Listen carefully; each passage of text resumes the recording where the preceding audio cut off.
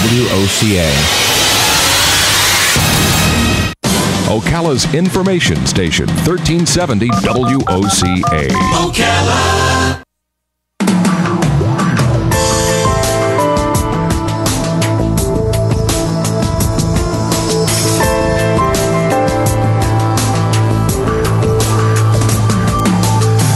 All right, 24 minutes before 9 o'clock. Robin, we're so regularly putting videos up on YouTube that it's hard to believe that years ago, and I don't think many people even knew the word YouTube, you and I put together a slideshow called the Ocala Slideshow. Yep. And boy, we got picked on a lot for that, didn't we? We learned how people can be nasty on the internet. But, yeah. But the one thing that people were saying back then, and this was, would this have been 10 years ago already? It's been a long time. Yeah. And we just went around town and we took pictures and we put a slideshow together. And anyway, so and we made it look beautiful because it is beautiful. But the one thing that people were posting that was maybe smarting because there was a little truth to it was that there weren't many jobs in the area. And so while the people who found the video found it because they had been from Ocala, but they weren't here any longer because they couldn't find any good jobs. That has changed. We really have good jobs in our community now. We've learned about so many of them from Laura Burns at CareerSource, and we're going to learn about some more. Laura is not here today, but Dale French is in the studio. Dale is the Director of Training for CareerSource of Citrus, Levy, and Marion, and he's going to introduce us to some folks in the studio right now and some job opportunities, I trust. And good morning, Dale. Nice to meet you. Good morning. How Good to are be you? here. Well, first off, before we get going, I'd like to let everybody know that looking for jobs right now, we do have a job fair going on over at the Klein Center on the campus of the College of Central Florida. All right, okay. And that's going to be running from, it started at 9 a.m. and it's going to be running until 1 p.m. There's about 30 employers over there. So. Oh, wow. If Any thumbnail sketch of the types of jobs that are represented? Well, we have a pretty wide variety of employers over there. Many of our customers were actually here at the mall last Wednesday. We had a job fair that was focused on seasonal and retail positions, and we did our best to make sure we had a different crop of employers for today's event. So we do have about 30 employers over there. Positions range wildly. And it said, Robin handed me the note that says it's an all industry. It is all industries. We have from insurance, retail, financial, manufacturing. So we do have a good variety over there today. All right, so put on some nice clothing and go look for a job. Yes, very important to put on some nice clothing. Today's the day to dig out that power suit if you've got one and go over and make a good first impression. Yeah, our job is to do funny stuff, and that's actually a funny bit that we can find lots of information on employers' stories of people coming into them with these odd resumes and odd dressing, and it's kind of a funny segment, but obviously it's something you don't want to see. We don't want to see flip-flops. We don't want to see tank tops. We like to see dress shirts and ties and dresses and things like that. All right, so that's happening right now. That's happening right now, yep, as we speak. So. All right, so let's see, you have to your left, is this Jacqueline? Yeah. Jacqueline Velez? Yeah. I'm saying your name right? Good morning, Jacqueline. Yeah. How are you? I'm doing good. How are you? Are you here to represent an opportunity? Yes, I was in a program at the CareerSource. Okay. Did called Phoenix Rising Youth Build. Oh, okay. Yeah. And what is that? Well, it's a program that helps you get your GED and helps you get a lot of more to do with workforce, pretty much. So when did you get? How long ago does this go back for you? When did you start? April. Just in April. Yeah. And how have you changed because of it? I was able to obtain a job through this. Nice. Yeah. Right now I'm still in class, getting my GED. I already have 2 parts already done. Wow, good for you. Yeah. Also, good for you. I mean, there's so many certificates that you can get from. So can I ask a kind of a personal question? Yeah. Not too personal, but I mean, if we went back to February, March, were you feeling lost? Were you feeling hopeless? Oh yeah, like I mean, I have a daughter, and it hit me like I need to get something done. Wow. So. And so how did you find the people you found? I went to CareerSource because I knew it was something that would help you find your job, and they put me in this program, and it was. So what happened? I mean, did they say, "Gosh, you need a GED. That's going to help"? Well, that's what I wanted to do first. I wanted to get a GED. Oh, so you knew that in advance? Yeah, I knew that in advance, yeah. and they said, "Well, we have this awesome program for you. You get to build a house for a needy family and earn a little bit of money. Was that Habitat? Did you build it with Habitat? Or? Yeah, we built it with Habitat. Okay, yeah. well, good for you. So what are you studying to be? I want to be a radiologist. A radiologist? Yeah. Wow, you're going to own houses, not just build them. I mean, good houses. Yeah. Wow, well, good for you. Yeah, well, good for you. Keep it up. Thank you. You have a support. I mean, you got a lot of family and friends that are supporting. Well, isn't that wonderful? That helps it's a little lot. easier. It's a little easier to have support. Well, good for you, and the community supports you. You know, even the families that haven't been there for people, those people find the rest of us. We become. Oh yeah, when I went there, there was just a whole support system of career coaches. There we go, coaches. Wow. Yeah, right. Yeah, it was really. Well, good for you. Gosh, be proud of yourself. Oh, I am. That's awesome. Isn't that awesome, Dale? I mean, so that's your. I mean, she's saying wonderful things about CareerSource. Well, and that is the purpose of all of the programs that we operate. We deal with individuals from all walks of life that come in with all kinds of barriers, and our talented staff work very hard to help those individuals break down those barriers. And on the flip side of it, we work very closely with the local businesses to find out what they're needing at the time, what skill sets they're needing, and so we try to fashion our programs to meet the needs of the local businesses as well as meeting the needs of the job seekers. Oh, you've got a great voice, by the way. I'm listening to you in my headset. You got thank you. Got that timbre, right? That timbre that we look for in radio. Yeah, in radio. Kimberly.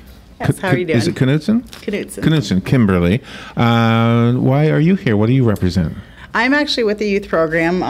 I started in 2011 with the program, and I was unaware of the youth services, and I'd worked with the youth in the community, and we actually started the Phoenix Rising as an internal program where we didn't have the youth builds, and it's just such a great opportunity, and I got to see young people succeed, and we've had a 96% success rate of graduation. That's of people awesome. that have 96%. 96%. Wow.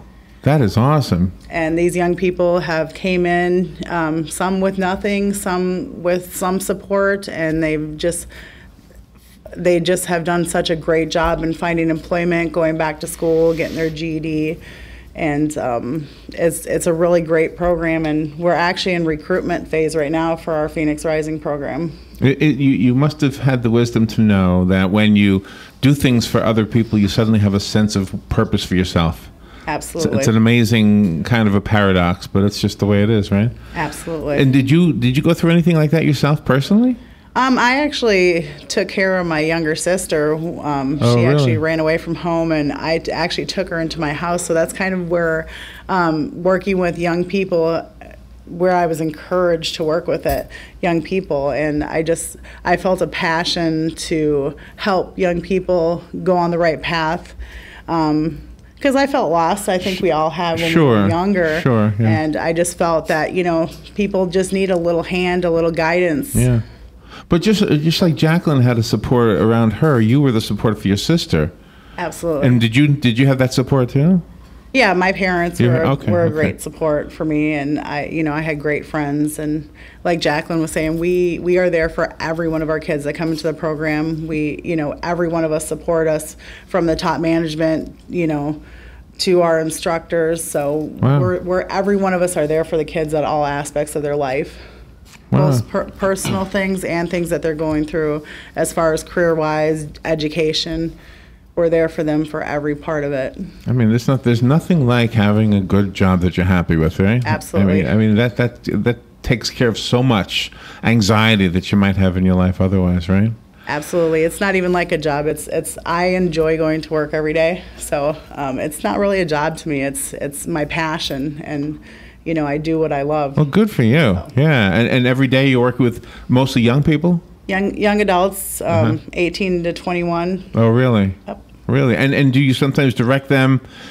Let me ask you this way. Sometimes when a kid goes to a guidance counselor at the school, their job is to try to figure out where they want to go, and maybe they are bullheaded. I want to be a rock star, I want to be a football player, or something like that. Do you ever have to put some sense into somebody? Absolutely. Yeah? Absolutely. Yeah? But we have to guide them to, what steps is it going to take you to be there?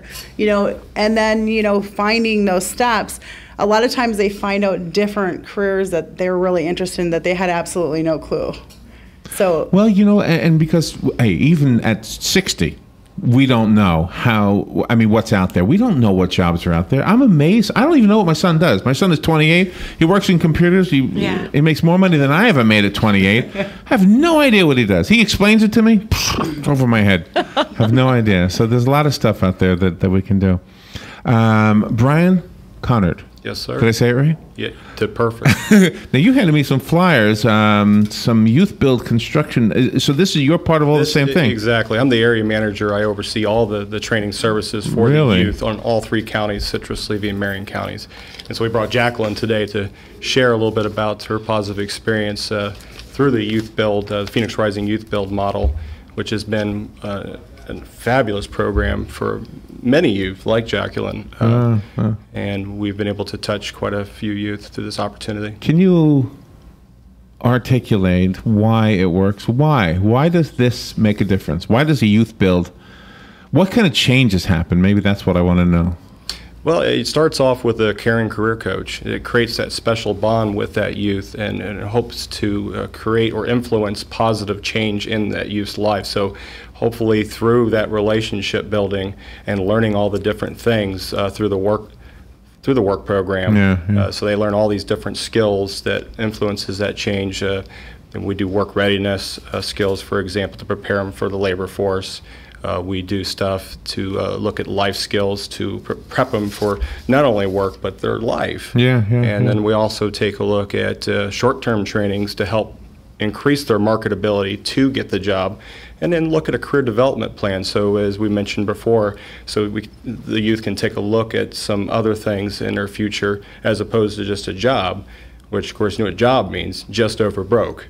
So we want to eventually take a look. I like that. So we eventually want to take a look at a career pathway for their future. So we're planting seeds in their lives to say, okay, don't stop at the high school diploma GED. Take a look at some other options so that way you're getting a chance to be self-sufficient for your future. Do you remember in the Karate Kid, remember how Mr. Yabi-Sabi, whatever his name was, he had the kid doing, like, washing the car or whatever? Preparing him for what he was really preparing for. It sounds like the same thing. I mean, you're doing building a house that seems unrelated to whatever career you might have in mind. I mean, she wants to be a radiologist, and she's building houses. But there is a connection. Yeah, there is, and it's preparing for the world of work. So through building the house for Habitat, they're learning work ethic. They're learning how to work together. All the things that you're going to need for your life, for the rest of your life, working in groups and working with one another. So the construction, they're building. They're using tools and they're gaining tools to put in their tool bag, so to speak, for the rest of their lives. Absolutely. And so the other thing is that what's wonderful about it is it's a unique opportunity with a collaboration of a lot of community partners in this. And we have backing for our Phoenix Rising Youth Build of Ocala Police Department, which is actually is kind of the start of all this back in 2010.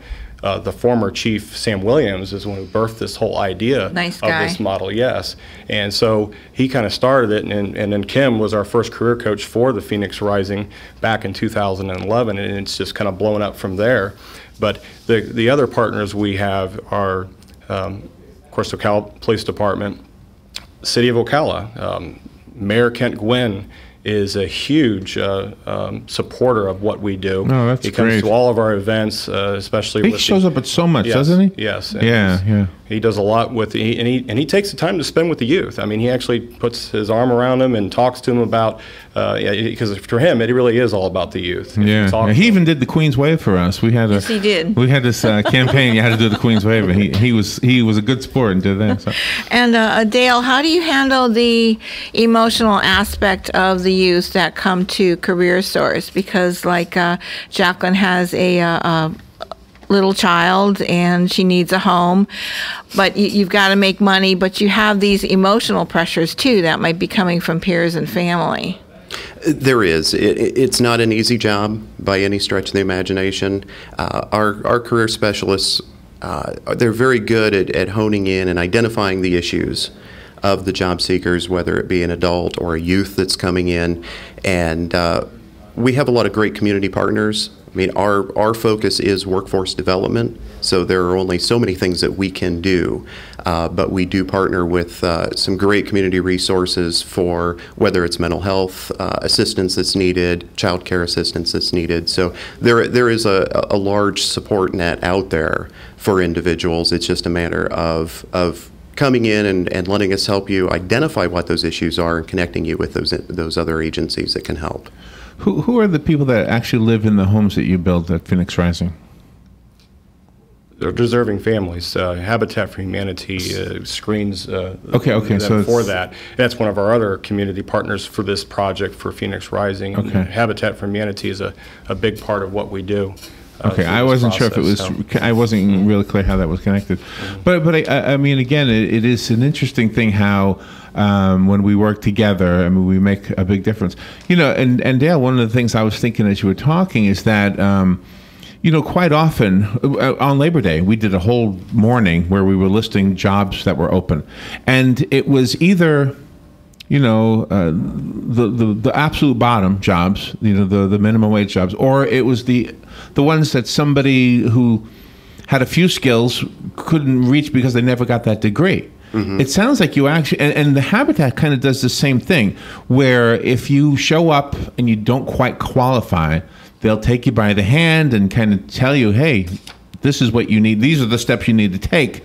Sounds like the same thing you do. When somebody comes to you and they're looking for a job, well, here's a couple of steps and you can get a great job. Jacqueline is a great example of what we're talking about.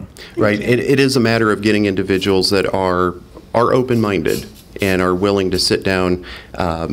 Like Kim and Brian were talking earlier, sometimes you've got to have that difficult conversation with people to help them open their eyes sometimes. And you are a guidance counselor, and people do come in with preconceived notions of what they want to do or what their skill sets would apply them to do. But in reality, sometimes you've got to take a little bit different route and look at some other opportunities. Sometimes it's a matter of moving into a transition position where you can learn some new skill sets. And sometimes that's a job until you can find that career. And Kimberly, you have to keep your objectivity when you're helping the youth, you're helping the students, because you have to keep your own life, but you have to make sure that you're doing what's best for them also. You're kind of like a second parent. Absolutely, and we truly are second parents to them, and we want them to understand that and know that we're there for them in every aspect of the life. And we don't always give the right answers, but we give the best advice we can so they can make their path, because they're going to have to make mistakes, fall back, and lift themselves back up, so they understand that there's steps in the world that everything can't just be handed to them, just like it wasn't handed to us. So they really truly understand, there's life steps, and we're going to go through emotions, and everything can't be fixed by just coming through the program. But they allow themselves to work on themselves, and they're able to get over these obstacles later on. Yeah. And I was thinking about, Kim, I was thinking about you. I was thinking about your job and how you don't actually have a textbook definition. I mean, you've got to have some kind of I don't know if psychic is the right word, but you have to have some kind of intuitive feeling about the people you work with. Absolutely. I mean, and it must stem from something. Maybe it stems from your own youth, or maybe, like you mentioned, your sister, or the people you've known in your life. Yeah, it truly has. I dealt with issues in school. I helped friends. I've always been that helping person. Yeah. And so it was a passion. I started working with young kids first, and I just want to see everybody succeed. See, now some guys are good with a sledgehammer. Some guys are good with a jackhammer, right? Yeah, absolutely. You'd be wasting your gift if you were doing those things. I mean, you've obviously did you work directly with Jacqueline? I didn't work directly with Jacqueline, but I've been on the project, and I've actually swung the hammer and helped the kids build the house from the ground to the roof of the house. I've been on site, and nice. I've been in all aspects. I've been in the classroom instructing them. I've been with them on the job site. I do their case management, their guidance, their counseling, and I'm now in program management, so I'm not with them directly all the time, but I still make sure that I go by and see them, make sure that they're doing good. Bring snacks. Bring snacks. Oh, that's important. I could do that. That's kind of where I'm a good. Robin is good at that too. Did you see the Halloween candy out there? Yeah. It's been there since the 4th of July. Not the same candy. I mean, she keeps refilling it.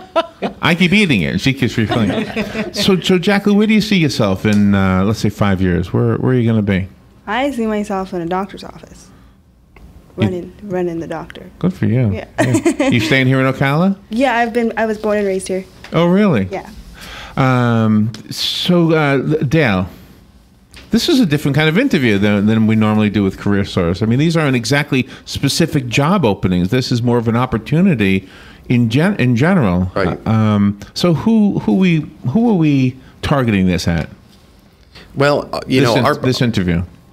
Right now, today, I know Brian and Kim are really looking for some youth that are willing to participate in our next phase of Youth Build. Okay. A recruiting opportunity, if you will. But really, all of the programs that we offer through CareerSource, again, whether you're a youth or an adult, we do have training opportunities. And that's primarily my job, is I oversee the units in which we have funding to assist people to go back to school, learn new skill sets, learn new occupations. Do you need applications from the youth that are considering coming into this program? Is there a special paperwork trail? Yes, the best thing they can do is actually contact our office directly, or they can visit our website, or they can walk in to any one of our CareerSource offices. And so I'd like to, if I can just give you the phone number. Definitely contact right away. Any youth or any listeners are hearing this, please have youth between ages of 18 to 21 contact us, especially youth that don't have their high school diploma or GED. They're out of school, whether they were dropouts or what have you. Have them contact us at 352-291-9550, extension 1144 or 1238. Once again, that's 352-291-9550, and that would be extension 1144 or 1238. And the flyer says free construction training plus earn a weekly payment. Correct, because it's through the U.S. Department of Labor. It's a government grant that this is established through.